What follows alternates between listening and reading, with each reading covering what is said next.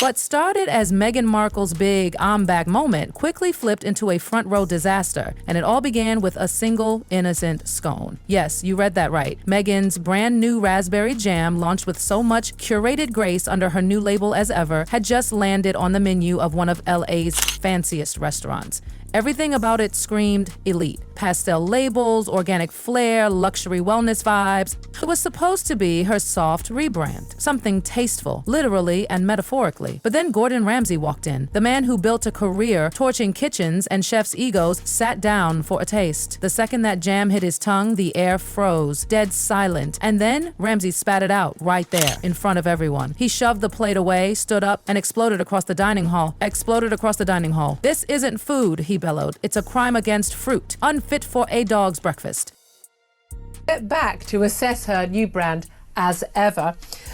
She's previously hinted she might never restock her jam because the first batch sold out within 45 minutes. Now, the first batch was, 60 jars? And with that one blistering line, Meghan's luxury dream shattered instantly. Ramsay's outburst didn't just stay in that fancy dining room. It broke free. Within hours, the internet caught fire. The video of him recoiling in disgust, viral. Meghan, who'd been quietly building her new identity as a refined, sophisticated brand icon, was once again front and center in the worst possible way. This wasn't supposed to happen. The As Ever jam was crafted to glide right onto the shelves alongside celebrity olive oils and designer honeys. It was her escape from palace drama, her chance to stand on her own 2 feet in the world of high-end food culture. But what she got instead? Memes, mockery, and hashtags like Jamgate and Doggery blowing up overnight. But stepping back from a brand that you've only just launched suggests to me it's not been as successful as someone might have hoped. Let's talk to royal biographer of her husband, Prince Harry, Angela Levin. Now here's where it gets even juicier. Gordon Ramsay didn't just say it was bad, he absolutely ripped it to shreds. He called the texture slimy, the flavor overprocessed, and the entire concept pretentious nonsense. And this wasn't whispered backstage, this was a full-blown, very public obliteration. Witnesses said he didn't even pretend to give it a fair shot. He bit in, immediately spat it out, and snapped, "It tastes like chemicals and cough syrup." One stunned diner leaned over and whispered, it was like watching someone detonate her reputation in real time. And honestly, they weren't wrong. Success, that she's already having to step back a bit. The reality is, this has been an absolute joke of a brand, hasn't it? Absolutely. I completely agree with you. I was told by somebody they were only putting out 10 jars. So, of course, it would all go because I think she sold them to her friends. Things only got messier from there. Ramsay's face turned red as he kept going, louder and angrier. Other diners who had already been served Meghan's jam quietly slid their plates away. One guest even flagged down a waiter and asked to swap the dish entirely. This wasn't just a flop, it was a meltdown. A brand in freefall. Then boom, someone leaked the footage. It hit social media like a match to gasoline. Within hours, it had millions of views. And the comments? Absolutely savage. Gordon Ramsay just did what we've all been dying to do, one person posted. Another chimed in, finally someone with real taste telling the truth. The memes started flying fast and furious, dragging Meghan through the digital mud. Told it to her friends. I think they all thought she sent it to them. They had no choice. Yeah.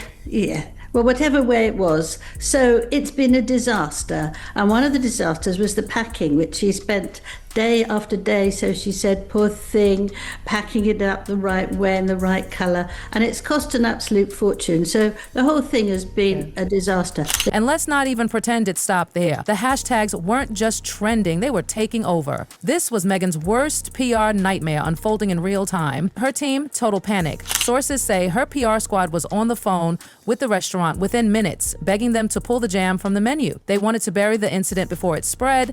Too bad the internet had already run wild. The jam quietly vanished from the menu, and insiders confirmed the partnership was dead. Meghan's camp tried to spin it, saying the jam was stored improperly, but no one was buying it. You can't blame refrigeration for bad taste. One critic tweeted, brutal, just brutal. Then celebrity chefs started chiming in. Food world royalty like Thomas Keller reportedly joked, behind the scenes, if that's premium, I should start bottling ketchup. And suddenly this wasn't just about a bad jam. It became a referendum on Meghan's entire brand. Let's be been a spectacular success, hasn't it? And I know there are quite a lot, I certainly do, but they did a lot of very nice tarts that were sold at my local supermarket. They're absolutely top notch.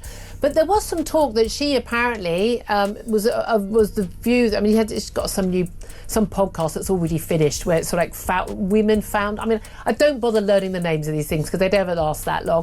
Was she offering real value or just cashing in on the Markle name? People started connecting the dots. Failed podcast ventures, underwhelming Netflix content, and now this jam flop. Ramsay's Takedown wasn't just a sound bite, it was the crack that triggered a complete collapse. The core of Meghan's brand, that whole wellness, royalty, authentic vibe, torched. Because here's the thing, as ever was meant to be wholesome, natural, elevated, but when Gordon Ramsay, the king of food credibility, tells the world your jam is arrogant and artificial, it doesn't just hurt your product, it poisons the entire image. If you can't even get a fruit spread right, people start wondering what else is fake. And oh yes, the royals got wind of it too. Sources say Meghan's former in-laws heard about the Ramsay outburst within hours. Their reaction? Laughter. They think it's karma, an insider admitted. Meghan's soft relaunch just went up in flames, served extra crispy, courtesy of Chef Ramsay. To share it or buy part of it because I didn't think it was any good. So that's why they're not doing it. They didn't want to be associated with the brand. She said, but didn't she reckon that she, apparently, friends are saying, she expected to, wants to become a billionaire. She wants to make serious money and, and be this successful entrepreneur. But for royal loyalists, it felt like poetic justice. Whoa. So for royal loyalists, it felt like poetic justice. Ramsay flaming Meghan's jam on camera was seen as the universe restoring balance. There was no official statement from Buckingham Palace, of course, but royal commentators didn't hold back. They noted the tragic timing. Meghan had been quietly working behind the scenes to mend family ties, and this? It didn't just derail that plan, it obliterated it. Any hopes of a quiet, graceful re-entry into royal good graces, gone. Instead, she became the internet's punchline. Again. And if Meghan's team thought Gordon Ramsay might tone it down or issue some sort of regret, they clearly forgot who they were dealing with. The man doesn't do backpedaling. Absolutely appalling. And it was about 2 sentences on each page. Let me read you the next thing. Okay. However, she might really move on and explore the category of fashion on a later date. I think it is an interesting place for me. When asked if he regretted his words, Ramsay's answer was savage. Absolutely not. I'd rather eat out of a bin than touch that jam again. That wasn't just shade. That was full eclipse. And then, boom, he dropped the mic. Celebrity products need to meet real culinary standards, he said, not just hide behind royal fantasy. That line hit like a slap. Ramsay reminded the world that taste can't be faked, not even with a title. Meanwhile, Meghan's camp was scrambling. Do they rebrand, defend, pretend it never happened, or do they just walk away entirely? I don't know what to call myself. I think it speaks to this chapter many of us find ourselves in, where none of us are one note, but I believe the notes I'm playing are part of the same song. I mean, oh my God, this is... Sources say retailers are now quietly reconsidering whether to carry as ever products at all. Meghan had big dreams, fruit spreads leading to cookbooks, product lines, maybe even a full-on lifestyle empire. But now, all of it's hanging by a thread. Just like her acting career, just like her royal chapter, just like her short-lived podcast attempts. This jam fiasco is now part of a growing pile labeled another failed reinvention. And the wildest part? It wasn't tabloids or trolls who exposed it. It was just one bite from a man who knows food. She actually sold candles scented like her vagina. I mean, for God's sake, the woman has made fortune. Not that she needed to, she is a multimillionaire, but she's made an absolute fortune doing this lifestyle brand and everything. And obviously Meghan thought she could do that.